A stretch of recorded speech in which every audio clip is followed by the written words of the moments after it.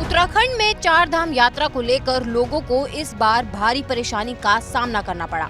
वो ऐसे कि श्रद्धालुओं की संख्या अचानक से इतनी बढ़ गई कि यात्रा का रजिस्ट्रेशन तक रोकना पड़ गया। लेकिन अब चार धाम यात्रा सुचारू रूप से चल रही है।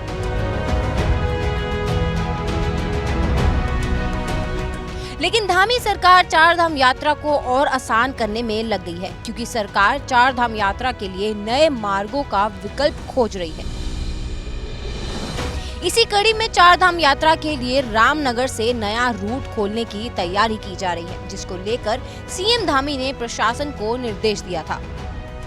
सीएम धामी ने कहा था कि यात्रा के लिए विकल्प के रूप में रामनगर से नया रूट निकालें, जिसको लेकर रिपोर्ट तैयार की जा रही थी। अब रिपोर्ट बनाकर तैयार हो चुकी है। अगला निर्णय शासन को लेना है कि चार धाम यात्रा रामनगर से शुरू की जा सकती है या नहीं।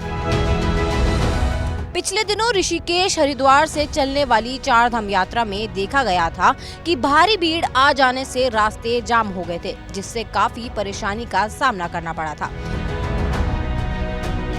लेकिन अगर इस फैसले पर शासन की मुहर लग जाती है तो चार धाम यात्रा जाने के लिए दो अलग अलग मार्ग तैयार हो जाएंगे।